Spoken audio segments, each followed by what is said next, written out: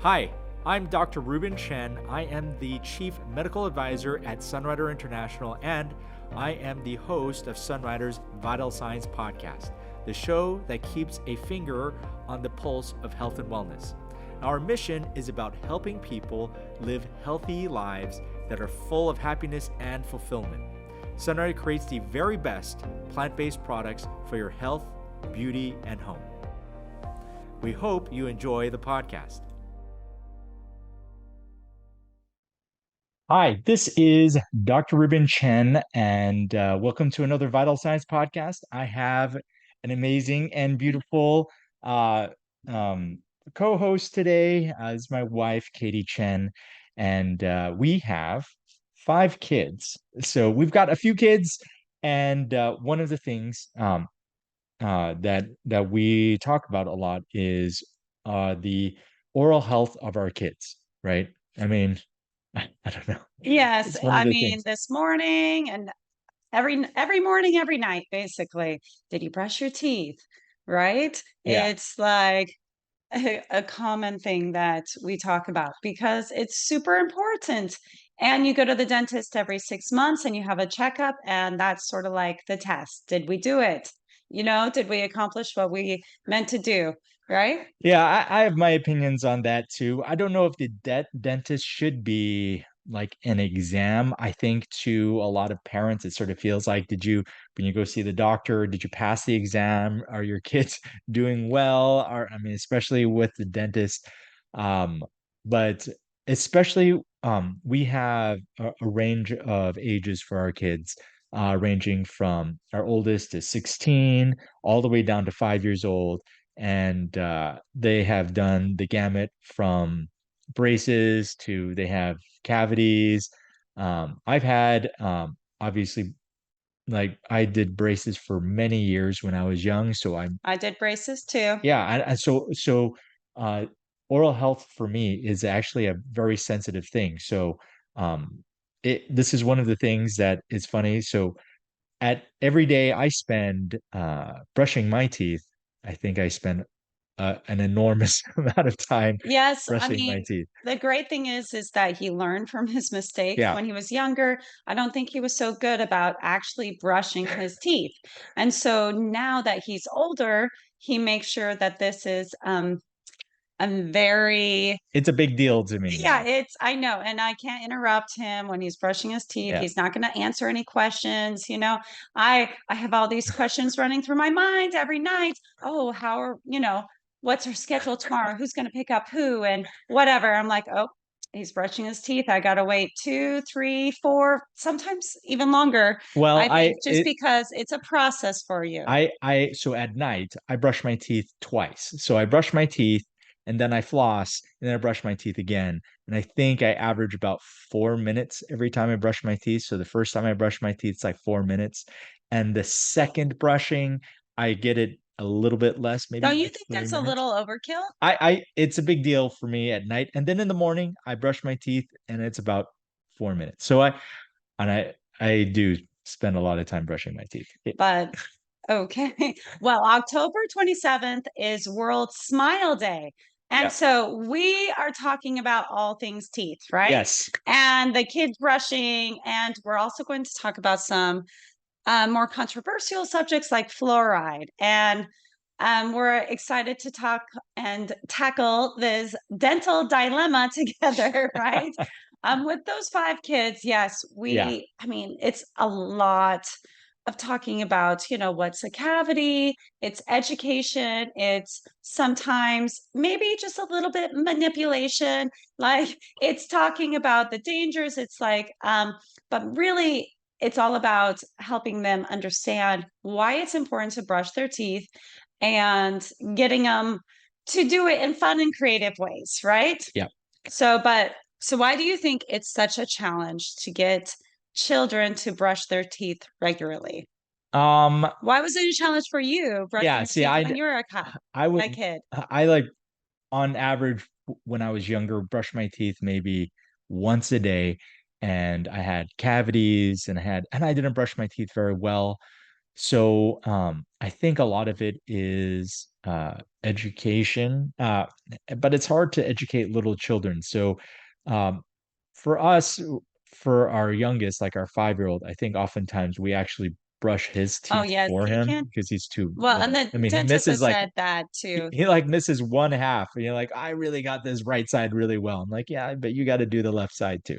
So Uh, yeah, I brush his teeth almost all the time and then just give him little um like opportunity to try to figure it out himself. yeah, But we've tried I think points. We tried some we had there was this like radio show on our oh, yes, it's on a our podcast, called Chompers that we use a lot, and it's 2 minutes long, and they tell something educational, sometimes it's funny, every day it's a little different, and also keeps track of how many times I listen to it, so it's a little bit of a motivation factor for them. We learned it from somebody else, and so we started using it ourselves, and I feel like that that really actually worked helps. really well because it actually gives them notifications like, hey, time to brush on the other side, time to go to the behind the teeth. Don't Yeah, don't forget to brush your tongue. Yeah. So I like that, and it seemed like it was. I think in their minds they think of it as a chore, because kids, at least our youngest ones, they just all they think about is going to sleep and waking up and eating. Those are like their main things that they are thinking about, Yes. and playing Well, games. I don't know if they're always eager to go to sleep. Yeah. We have some night owls at our house, but yes, for us, for me especially, if it's movie night at our house, I know I'm kind of the mean mom. I'm like, everybody brush your teeth and get totally ready because we're staying up just a teeny bit later, and then no popcorn. Yeah. I mean, that's That actually is a good motivator, I think, for our kids because it really gets them focused. Otherwise, they spend um forever. Our kids I are feel like bathroom. They love. I don't know what it is, but they love the bathroom for some reason. The process of they oh just want to sit yes, and you're like, around. I know. we're done. Yeah, But yes, if but if I they get have them like to an do it, activity, like a special activity, like a movie or something like that, then they'll yeah, sink to get ready. I always for me because that's how I like it too. I like to brush my teeth, get completely ready for bed, and then I feel so much more relaxed when the kids are have brushed their teeth and got totally ready for bed, then they get to read their books and lay in bed. And by that time of night, that's what they want to do. I'm like, don't lay in bed until you brush your teeth. I think Reuben knows this from experience. When we first got married, I mean, he was in medical school. So what can you say? He's tired. So he's like, I'm just going to lay here. I'm like, you Yeah. can't take a nap after 10 p.m. Okay. There's no nap time after 10. Just Well, brush your teeth and get it done. I mean, my nighttime routine, I do brush my teeth a lot, and I know that maybe mentally, so subconsciously, I just sort of take a little nap on the side. So I think my kids, unfortunately, they picked up that bad habit. So Katie is much better at keeping things scheduled. We're gonna brush our teeth, we're gonna floss, and we're gonna lie down, we're gonna read a book. And there is a goal after, if they're going to um, it's interesting. So we never end completely the night at just from brushing the teeth. We let the kids do something afterwards, like read a book or talk, or maybe they want to play a game. Yes, because I feel like brushing your teeth takes a little bit of time, effort, and maybe even some mental energy. Can be a little And bit when uncomfortable too the for the later kids. you do it, the harder it is. So Yeah. I would say one tip is to start earlier. As Yeah. soon as you're done eating, you can brush your teeth, right? And that's probably a good goal for anybody who has like the munchies late at night.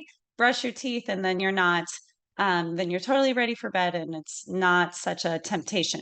But I feel like for the kids, maybe do we need like extra rewards? I feel like laying for me as an adult, a tired adult, right? That laying in bed and Like relaxing, that's the reward. But for the kids, I don't know if we've done actual rewards. I I know feel some like people do that. we have done like the chore chart and like little checks, and that works for some kids better than others, right? Our kids are But not really into I very think good at the I chore think chart. they would, but it might be more work for the adults than the Yeah. children, to keep track of that. But I feel like actually educating them, maybe making them just a little bit scared.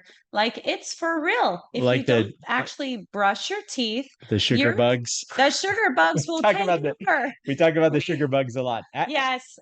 And I feel like even for our youngest, Yeah, he that knows. because we have talked about this, he's as much scared of sugar bugs as he is of not wearing his seatbelt in the car, right? Well, Or not oh, wearing a helmet when you're riding your bike. So he's scared of those sugar bugs, and you should be. I feel like you should be well, scared of sugar bugs. I think the education also of reality comes into play when they have to go to the dentist and then they have to get a filling.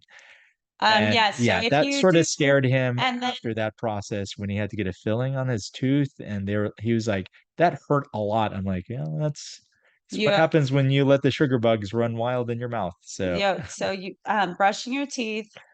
Yes, like these cavities are real. So it's all right to be make your kids just a little bit afraid of them yeah, because and then also just like helping them understand, oh, this is what my teeth feel like when they're clean. yeah, And I like that feeling. And so we do double check, like if once they start doing it themselves, even with like my 11-year-old.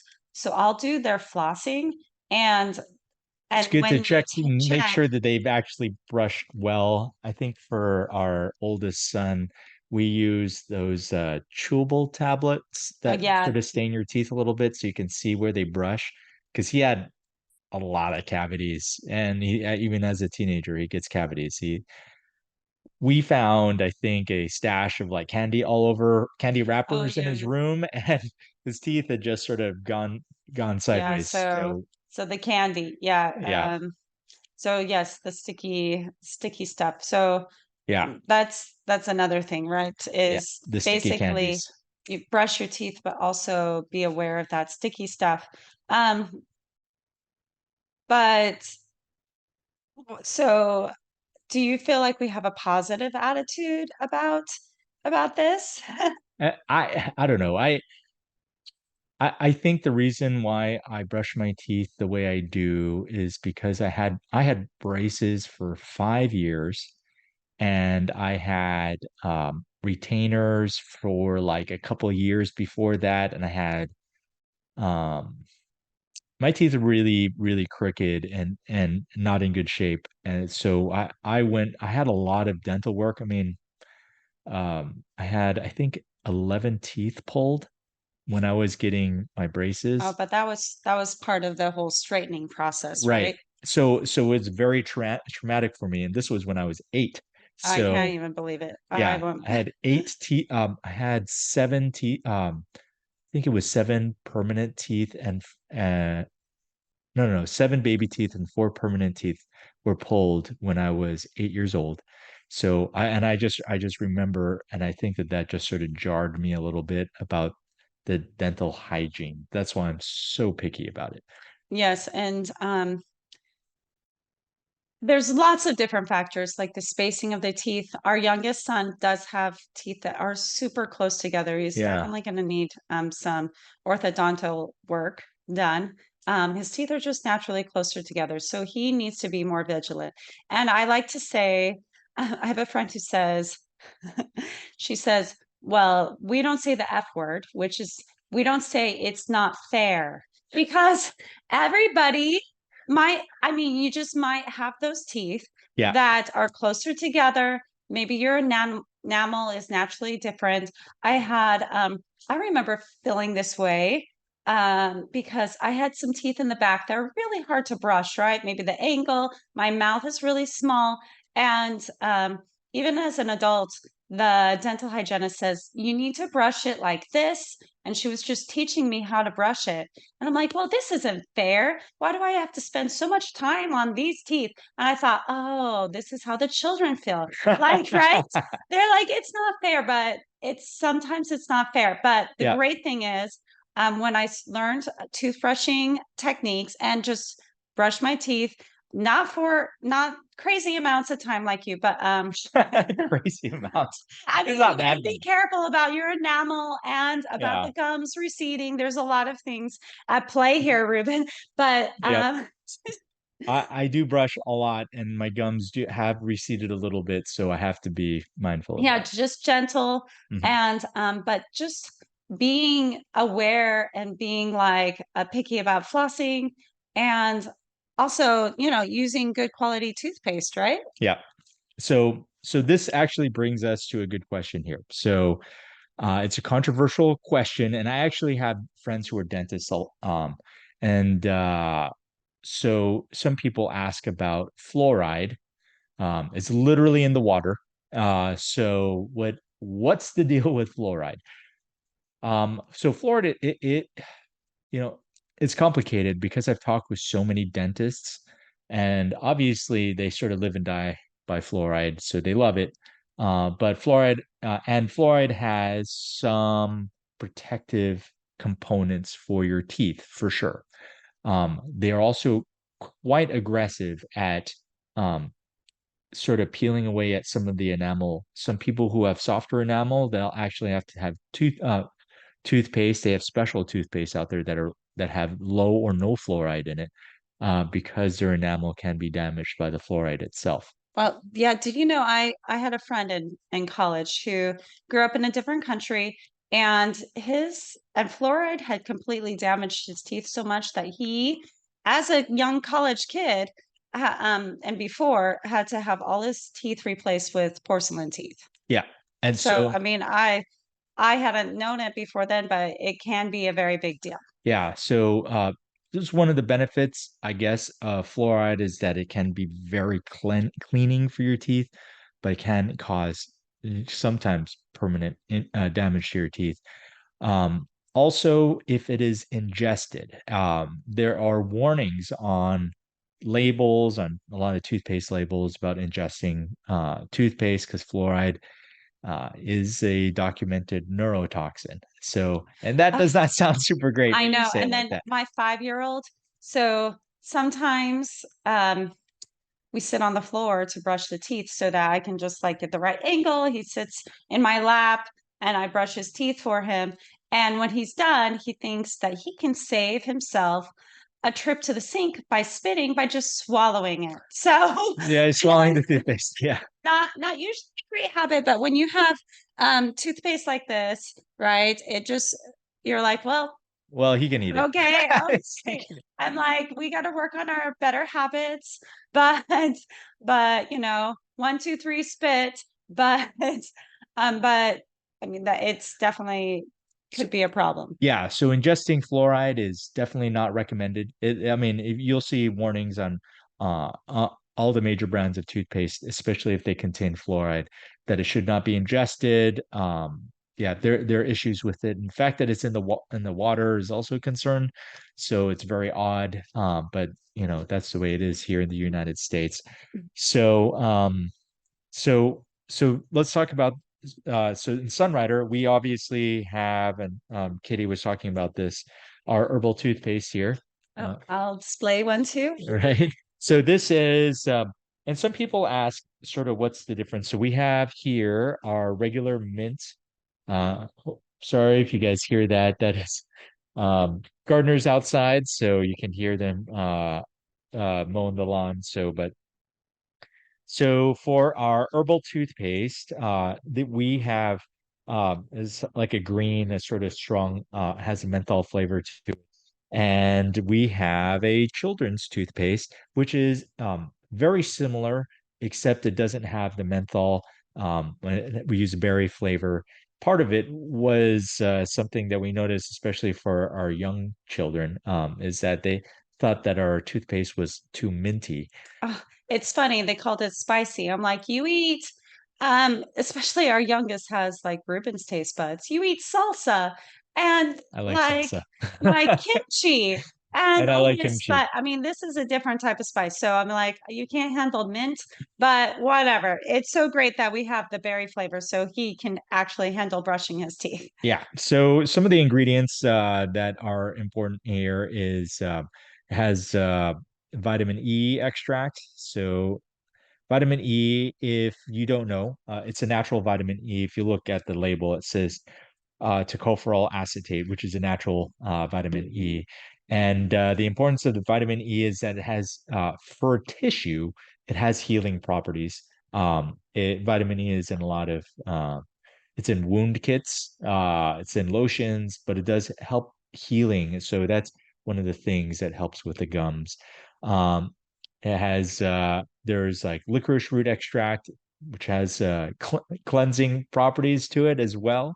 Licorice root actually is also has some benefit for has like an anti-inflammation property, and if you ever have an issue, sometimes licorice root, if you ever find it, can help with nausea, which is a super random topic. We used that in Taiwan when I was there doing Chinese medicine. So there also has neem leaf extract, has like an antiseptic property to it, sodium bicarbonate or baking soda.